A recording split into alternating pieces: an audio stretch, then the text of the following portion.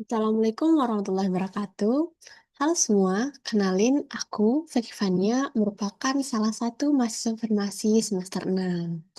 Nah, pada kesempatan kali ini aku ingin sharing sedikit tentang feature ranking. Apa sih itu feature ranking? Nah, feature ranking itu merupakan salah satu metode pengolahan data yang dimana dia itu bisa digunakan untuk menilai em, variabel ataupun fitur ataupun atribut berdasarkan korelasinya dengan variabel target. Nah, fitur ranking ini sangat membantu kita untuk pemilihan fitur yang bisa mereduksi data dan juga untuk meningkatkan kinerja dari model. Nah, fitur ranking ini merupakan proses dari pengevaluasian dan juga pengurutan fitur dalam sebuah dataset berdasarkan relevansinya dan juga korelasinya terhadap variabel target yang sekiranya memberi informasi yang cukup untuk tugas machine learning tertentu. Nah, fitur ranking ini dia bisa membantu kita dengan cara mengidentifikasi fitur-fitur yang sekiranya relevan dan juga yang informatif terhadap data target kita.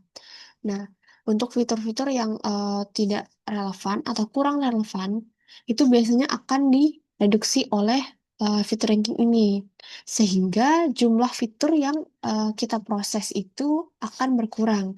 Hal ini juga menyebabkan waktu yang diperlukan untuk menjalankan suatu model tersebut berkurang, sehingga interpretasi dan juga performa dari model tersebut bisa meningkat. Nah, seperti yang terlihat pada layar, ini merupakan salah satu atau merupakan permodelan dari fitur ranking ini tersebut. Nah, di sini menggunakan aplikasi Orange ya. Nah, untuk aplikasi Orange itu, em, jika kalian menggunakan aplikasi Orange, maka skema yang kalian gunakan untuk fitur ranking adalah seperti ini, terdapat data, input, ada rank, juga scatter plot. Nah, mungkin langsung saja kita cobakan ke aplikasi Orange-nya.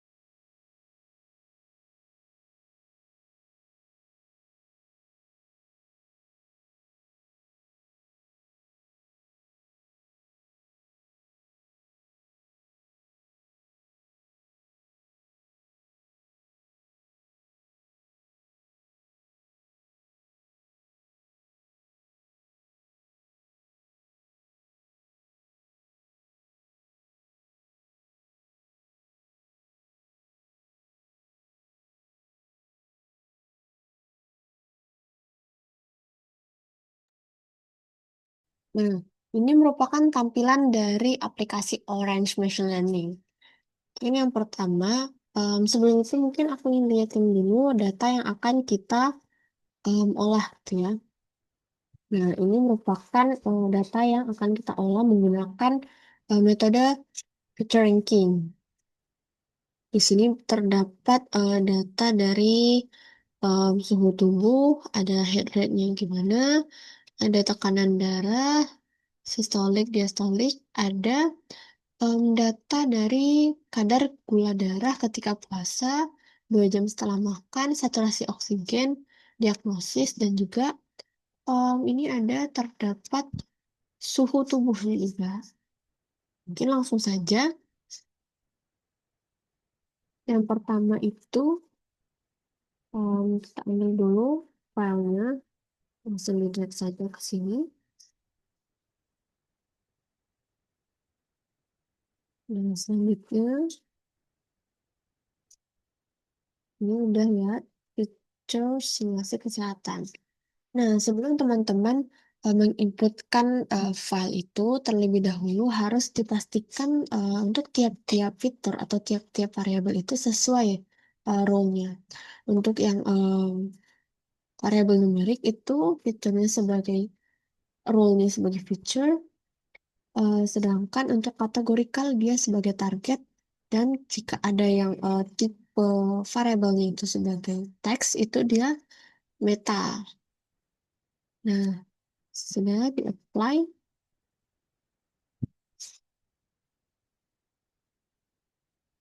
Selanjutnya ini kita input.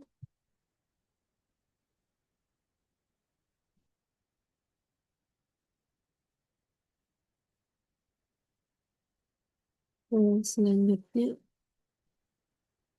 menggunakan scatter plot dan juga pakai data table.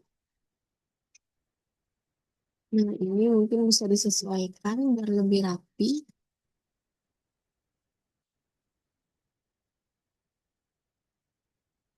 Nah, untuk input, ini sebenarnya terdapat beberapa metode input.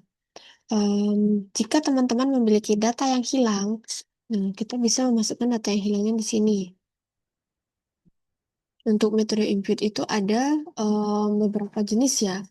Nah, untuk yang default itu berdasarkan dari metode inputan standar dari software yang teman-teman gunakan. Nah, sedangkan down input itu teman-teman pilih ketika teman-teman memilih down input, maka data yang hilang itu akan dibiarkan tetap hilang. Sedangkan jika teman-teman menggunakan average atau most frequent, ketika data numerik yang hilang, maka data yang hilang itu akan digantikan dengan data rata-ratanya. Sedangkan untuk data kategorikal yang hilang akan digantikan dengan data yang paling sering muncul. Nah, ketika teman-teman menggunakan as a distinct value, data yang hilang itu akan digantikan dengan nilai khusus yang tidak ada di dalam data. Ketika teman-teman menggunakan fixed value, itu data yang hilang akan digantikan dengan data yang teman-teman input.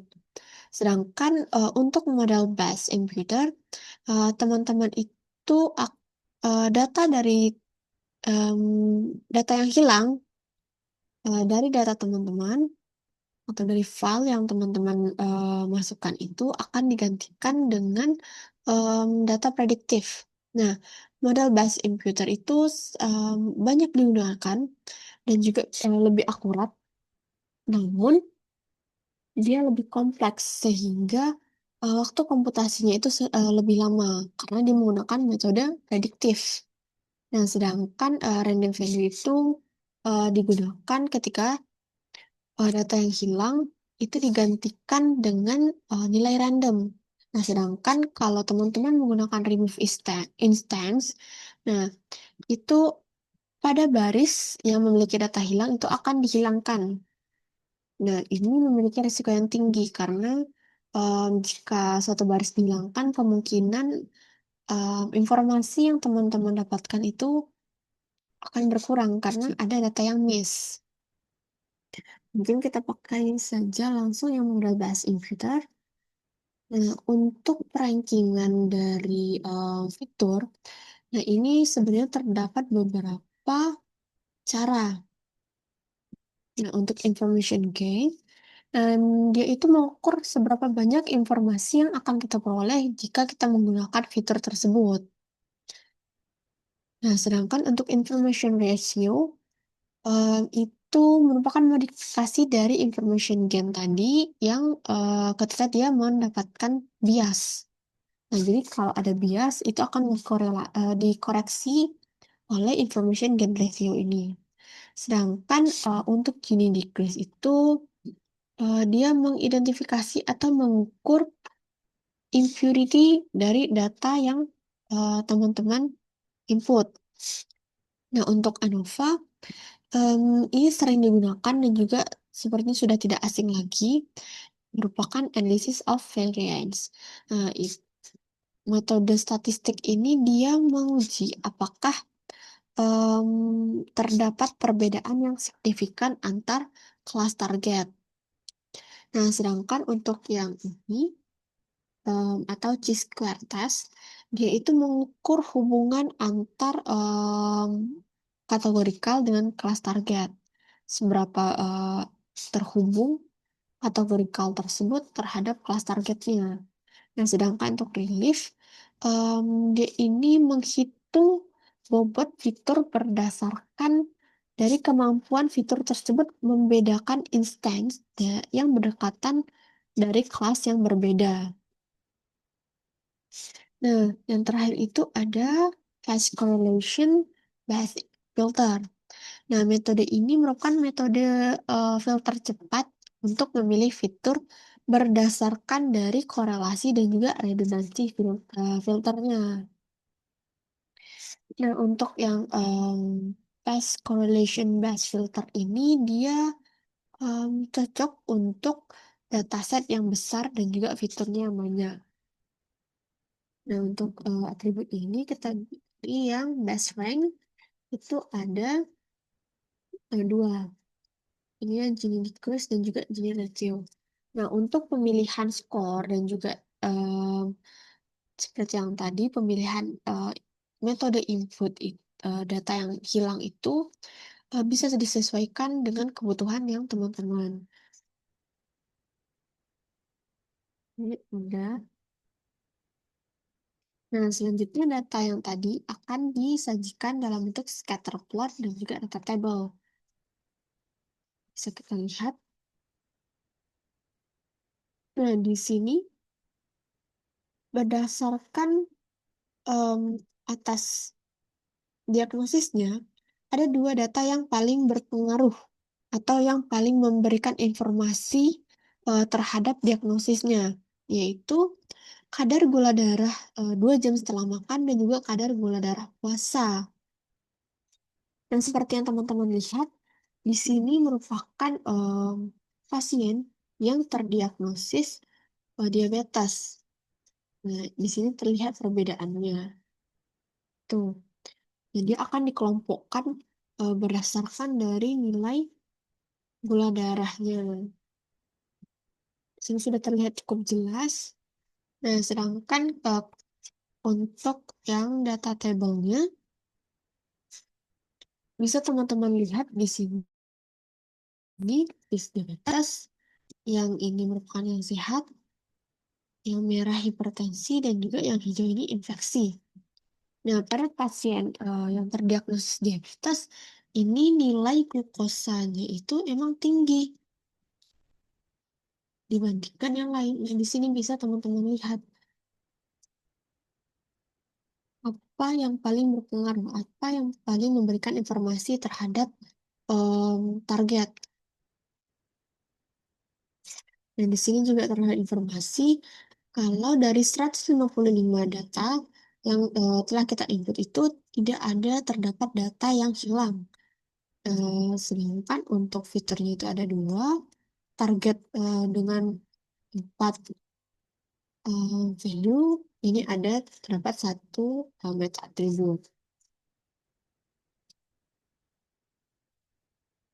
Nah, mungkin segini saja yang bisa aku bagikan terkait dari fitur ranking. Jika teman-teman ingin menggunakan aplikasi Orange atau software Orange Machine Learning itu, teman-teman juga bisa mengakses websitenya untuk ingin tahu lebih banyak lagi. Nah, mungkin hal yang aku jelaskan tadi masih banyak kurangnya. Aku mohon maaf. Mungkin kita bisa ketemu lagi di lain waktu. Wabillahi taufiq wal hidayah. Wassalamualaikum warahmatullahi wabarakatuh.